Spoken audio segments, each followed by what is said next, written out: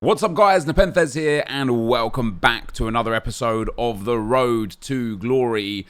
Today I think is pretty much just going to be one full live episode, but we have got a lot to digest and break down. So first things first guys, we're back up to about 100,000 coins. I did end up selling Koulibaly. You'll see why in a second. I sold Werner for 20k, Parejo, who I packed from one of the 25k packs for 20k, Otamendi, Gomez, Garay, Valverde, and a few others have gone and sold. And of course, that's all from the grind, you know, the Sudamericana grind. And with that, we are going to be finishing Miranda. And that's another piece of the puzzle to the team going forward. So we've got two of these guys here. Milik and Fabian we already had. Sirigu I also packed as an untradeable card. And Lucas I had to purchase. It was 7k and Gulam at like 1.6k. But generally speaking, this was all done. And of course, Miranda had to be the next player that I completed because he expires. Well, by the time you're watching this video, he's actually expired. So we now have Flashback Miranda, which I am delighted to put into the team. I've got a very, very strong Brazilian theme going on. Now, before we get into a few other bits and bobs, I have got some packs in store, nothing major. Just a few packs. We've got another couple of sales there, which is nice. And we're going to open them right now. There's 3 packs that I don't want to open, but we've got some of the silver packs basically from the last Sudamericana run that I did. I didn't end up opening all of the packs. I opened some of the packs. And, oh, that's a good start. And an Irish centre-back. We'll be able to get a couple of thousand coins for him to go back into the coffers. And you'll see why that will be important very, very soon. Don't care about that. Don't care about that or that or that. And the Chilean we shall keep. And we're going to open that Jumbo Premium Gold Pack as well. Now, today's video is probably titled something like Project Team of the Season or Preparing for Team of the Season or What am I going to do for Team of the Season? And the reason why we titled that NepentheZ player could be real nice. The reason why it's titled that is because I'm not in a position on this account where we're actually ready for Team of the Season in a good way. So one of the things that's really hampered my coin balance recently is I've been saving a lot of the gold cards that we've been packing so that when Team of the Season does come around, we can do the League SBCs or at least start to do the easy League SBC packs. And the reason why I want to do that is because obviously I want to pack some Team of the Seasons, but we're in a really weird spot where our coin balance has basically been anywhere between 20,000 and 200,000 for the last, well, literally since we started the game. Of course, we haven't done any bronze pack method. We haven't done any League SBC grinding. I haven't done any trading or any consumables flipping or anything of the sorts. You know, everything we've earned and achieved has come from playing the game or grinding the Sudamericana SBC.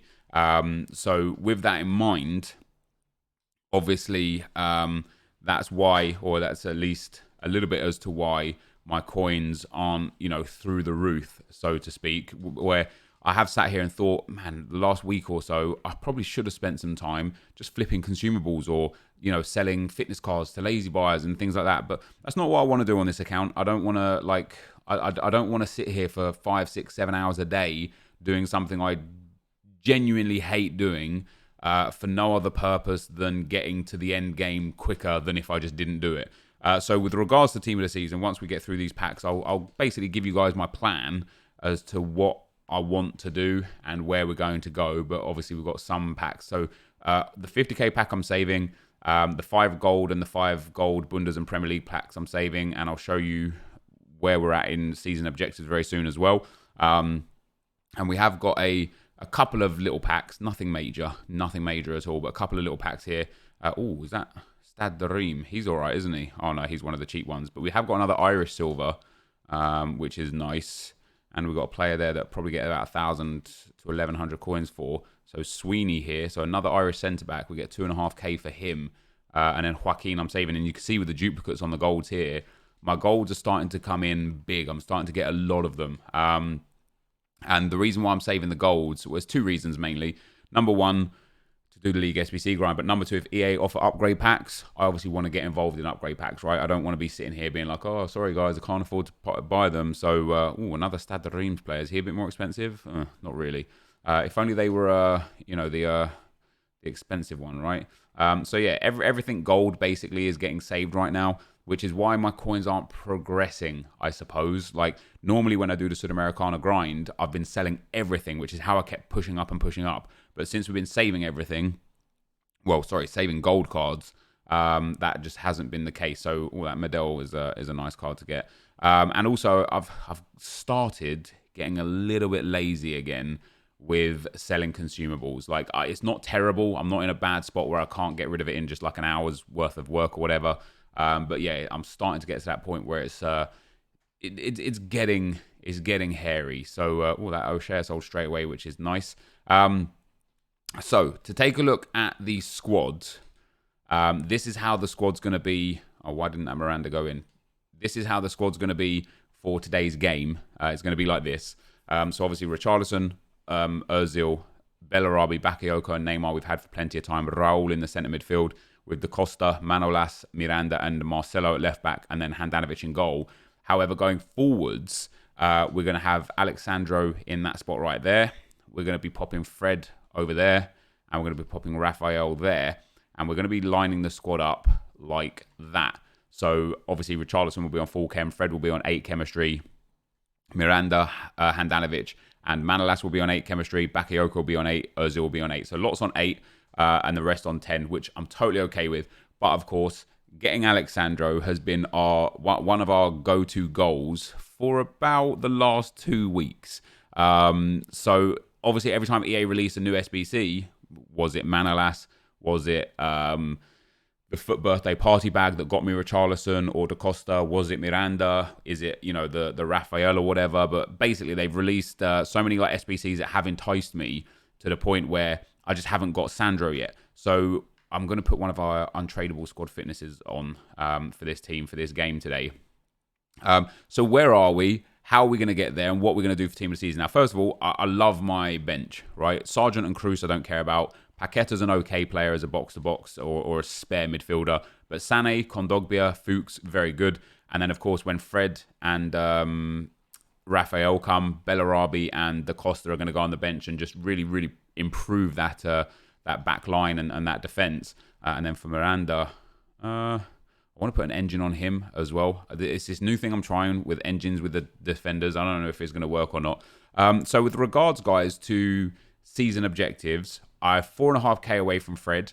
I will get this foot rare players pack. I've won 5 out of 8 rivals games, and that was with the UCL squad. And let me tell you, man, that was not a fun experience. My form is so low. My elo is so low. I was 2-0 up in one game, and the guy kicked me off the servers. I'm like matching up against monster teams with like a 70 chem UCL squad, and I just don't want to show that gameplay because it's just not fun. It's not good. And then the battle for 8, we've got 3 out of 8. Which of course we will get 2 more or 3 more maybe from the icon swap single player. So 3 more to come from there as a guaranteed. So I'll only need to play 2 squad battles games by Friday at 6 p.m. and 3 rivals wins by Friday at 6 p.m. to get all of this and get another 50k pack for Friday. I am going to go and get this gold rare League One players pack today or tomorrow, and I didn't realize these were on timers. I thought they were there until the end of the season, which obviously is Friday at 6 p.m. So I missed out on the La Liga one. The Serie A one should come today as well. By the time you're watching this, it should be there. So I'm going to get the League One and the Serie A one, and then I'm just going to save those until the relevant team of the season. That therefore nothing major out of those, just 5 rares, but who knows if you get something good or not. Icon swap single player we're going to get done, and through doing this, and this, it will pretty much give us enough enough skill points or season points or whatever experience to get Fred, because I will also get this one here, assist 2 and score 2 in the same squad battles match using 4 Serie A players in your starting squad. Maybe I get this, maybe I don't. And then week 5 gold on the deck, maybe I should be able to get as well. So like 1700 XP to come from that, 1450 to come from that. That's already like over 3000. And then with the rest of the little 300s here and there, that will give me Fred in good time. Hopefully for tomorrow's episode, we'll have Fred. So after that, my aim for team of the season, especially during the most consistent so far team of the season, don't care how good or bad the teams are, but during that, is still to grind the Sudamericana SBC. So first of all, what I'll use the Sudamericana for is to grind the player SBCs. So I do want to do the Silver Twins. I need to do the Silver Twins. To grind all of the player SBCs that I haven't done yet. So Bergwijn will go towards, obviously Sandro I still need to do. And then we'll start working towards some of the bigger guys. So the more I grind it, it's not like I'm going to struggle to find places to put the 88 rated cards. And then obviously the plan is to get as many 25k packs as possible whilst grinding it to save up for the big team of the seasons. Obviously out of this one here, you get a premium gold players pack. And from the Libertadores, you get a rare Electrum players pack and some other decent packs. So I want to try and find a really good rhythm of grinding the Sudamericana, grinding the Libertadores, and making coins at the same time to sustain the account being coin flow, basically, to sustain it whilst we don't open the packs for the major leagues. Because like I said, I've been opening these 25k packs. Like that Parejo came out of a 25k pack. We sold him for 20k. That was a big coin influx. Now, we're not going to be getting that 20k back or any players of the sorts whilst we're grinding this for the major team of the season. So I'm going to need to find a way to bring some coins in. So I am going to go today and completely clear the club out and get to a point where, did those favorites like lock up? Yeah, get to a point where I'm emptying the club and then I can spend 30, 40, 50,000 coins just buying squad fitness cards and selling them at a little bit of a premium just to keep a coin flux coming in, like I say, or alternatively, buying consumables or chem styles or something and keeping the coin flux coming in, or spending some time doing bronze pack method or something like that. So in terms of the custom tactics, right now I want to play 4-2-2 or 4-2-3-1, but right now we are playing 3-4-1-2. And this is how the squad's going to line up. So Bakayoko, Miranda, and Manolas at the back line. Zil Richarlison in the midfield. And I'm actually going to put Richarlison up front and Bellarabi in the midfield. I don't know what Bellarabi's passing is like. And then Marcelo and Da Costa on the fullback spots or on the wide mid spots. Da Costa I love out there and on that right mid spot. Marcelo not so much. His stamina just lets him down quite a lot. So we will likely see the inclusion of Leroy Sané quite very quickly in this game for today. And whilst we play the game, I just, I guess, want to talk a little bit about, I suppose, what you see in-game versus what reality is in-game, because you don't ever get to see the whole game. Anytime, I feel like the comments from a couple of videos ago were very heavy negative towards me for celebrating a goal. And now we've talked about a lot of things with regards to celebrations and stuff. And it's a very weird situation, right? Because I don't think full celebrations, full replays, and full cutscenes should be in the game. I think it promotes toxicity, and I think it's just generally speaking, just wait, what is that? Why is it passing it backwards? Yeah, just generally speaking, like not good for people in general. You know, EA promote this whole calm gameplay. You know, what is it? Campaign against living miserably, and then they allow people to be heavily toxic in game. Whilst playing, and it's, you know, it's just not, it's just, oh, hold on, I'm going to screw up here, aren't I? Yeah, it's just not what it should be, right? And so, generally speaking, you won't ever see me watch a replay or a cutscene or a celebration unless my opponent does it first. And even then, sometimes I won't either, right? The problem is sometimes you'll see me do it first, and that typically comes from someone being unbelievably toxic in-game through other methods. And that might be just using everyone behind the ball, punting the ball up the field, which is a viable way to play the game, but it does get frustrating. It might be wasting pauses or just generally speaking, watching every cutscene.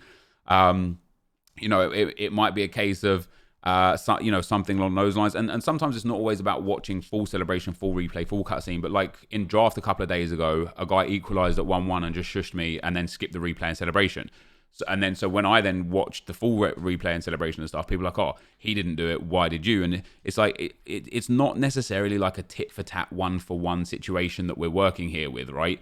It's more of about, I'm coming into every game with, a mentality of we're just two guys trying to play FIFA and let's see how it goes.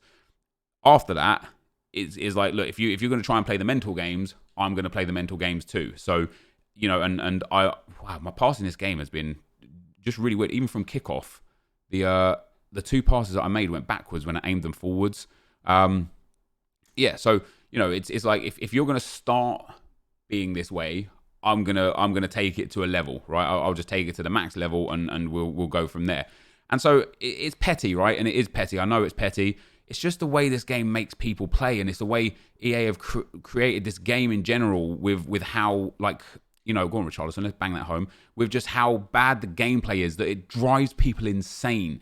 And the bad gameplay, I think, is, I'd say, like, one of the biggest problems with why people get toxic, because they want to get out of the game as quick as possible because of how bad it can be and how frustrating it can be to play at any level for any player. So that takes me to the next part of some comments that I just wanted to address from the video. And some guy had put he's got through there. Some guy had put a comment in and said, I'd just love you to address this. And he wasn't being toxic. He just wanted to know why and such. So here we are, literally just addressing something on that behalf. And that is me not understanding when luck goes my way versus me complaining constantly about my opponent's luck, right? I would say this. Maybe you don't see it in the videos because of the way they're edited sometimes, but I always talk about how the game favors me sometimes, you know, when I get a rebound goal or when, like, some cheese happens and I'm like, oh, that's a cheese goal, but I'll take it, right? It's not like I'm going to get angry at scoring a cheese goal, right? So if I score a goal that bounces off the post and then pops straight back to my player, and then let's say bounces off the post again and pops straight back to my player and I score, I'm not going to be sitting here frustrated in a sense of, you know, oh my God, screw this game sucks, this game's this game's that. But I am still going to sit here and acknowledge, hey, that was real lucky, I'll take it. And so people seem to think that I'm not entitled to just accept the luck when it comes my way because I get frustrated of the things that go against me when they go against me. But that is just human nature, right? When something goes against you, something goes against the run of play or against what logic should suggest or dictate, you're just going to sit there and you're going to get frustrated with it. But if it goes in your favor, you're going to be happy about it. Think about the lottery, right? If you buy 1,000 lottery tickets for £1,000, or I don't know how much lottery is these days, and then you end up losing all of those lottery runs or whatever, and you don't win the lottery, you're going to be sitting there going, man, I never win the lottery. It's never my lucky day, man. I've spent £1,000 and wasted all my time and all this money, and I just don't get anything to show for it. If you win the lottery, you're not going to be like, oh man, I'm so lucky. I hate the lottery, man. This isn't the way this should be. It's just human nature. So when luck favors you, you're obviously going to be happy about it. And when luck goes against you or just generally doesn't favor you, you're obviously going to be frustrated about it, right? You're obviously going to point it out and call it out. And as I say, what I think people just don't see, and a lot of that comes down to the parts of the games that get edited out where I'm talking about it in the game, but not necessarily... not necessarily, oh, that's a good play. Oh my God, what a tackle that is. But not necessarily, in the video, if you guys miss that part, you get to see the part from me where it's like all about I suppose the complaints, right? I think I'm very fair, or at least I try to be very fair with when somebody's good, when luck's gone my way, when things haven't gone my way, when I've made a mistake. I try my very best to just call it as I see it. But when you're in a game as well, it's like, it is literally like, it's like selective memory, right? It's so easy to remember the times the game screwed you because the game screwed you versus remembering the times where the game favored you because you just think that you deserve it, right? And so when I talk about it in game, when I talk about, oh, that guy got so lucky with that, or that guy got so lucky with that, that's not me saying that guy got lucky and I didn't. That's me just referencing what's happening in the game that went against me. And as I say, you will see many times where I score a goal and I'm like, oh, that's pretty lucky, but I'll take it. And so people seem to just be under the assumption that because I'm not angry that I scored, a fortunate goal, that it means that I'm being hypocritical. That's not the case. I will say this now to you guys because I know this will be in the video. This game is broken, right? It's not football, the amount of rebounds. Now, there are rebounds in real life, sure, but the amount of rebound goals, the amount of tackles that fall back to the attacker, the stupid passing mechanics, the way that one depth drop back favors the way you play this game. There is so much nonsense in this game that just benefits both people at all different times, right? Sometimes it'll benefit you, sometimes it'll benefit your opponent. But of course, in close games, it's a case of it makes the difference. You know, when you're, let's say you're 1-1 in this 90th minute and some guy gets a kickoff goal, or sorry, not a kickoff goal, some guy gets like a let's go. Some guy gets like a pen ref. Some guy gets a rebound goal. Of course, you're just going to be mad frustrated because it literally changed the game. But if, however, go on, Mesut. If, however, it makes it 3-0 you, and in the 90th minute he scores a rebound goal for 3-1, it doesn't change anything. So you don't care about it as much. And so, obviously, I take into consideration that when you're in a game, when you're in the heat of the moment in a game, you feel like the world is against you, and your mentality takes you through that. I don't necessarily mean it. I understand fully that this game is just broken. I will score goals that I don't deserve. I will get wins that I don't deserve. I will concede goals that I don't deserve, and I will get losses that I don't deserve. That's just the way FIFA is, right? It sucks, but it's just the way FIFA is. And that's on EA to obviously produce a better game. But I hope you guys realize that I do recognize the fact that I get lucky bounces and lucky touches. And sometimes even in games, like there was a game that I won on penalties in the weekend league where the guy had a lot of good opportunities. He created a lot of shots and generally dominated the game. But what was hilarious and what was like unbelievably frustrating is the goals that he had scored were goals that he didn't deserve to score. And it was the goals that he did deserve to score that he didn't score. And that's where that mentality comes in of he didn't score the goal he deserved to score because I did something good. I defended well. I pulled my keeper out. I put my defender in the right position for a block shot, or he made a mistake with his shot choice or his pass choice or the amount of power that he put on or the accuracy, or he made the wrong, he put the ball on the wrong foot of the player, and that's why he didn't score the ones he should have scored. But when they scored the ones they shouldn't have scored, that's when you turn around and you're like, man, he didn't deserve that one. And so, again, it's not me saying he didn't deserve to win or he didn't deserve to score. It's me taking that one specific instance in that one specific game and saying that was unfair, right?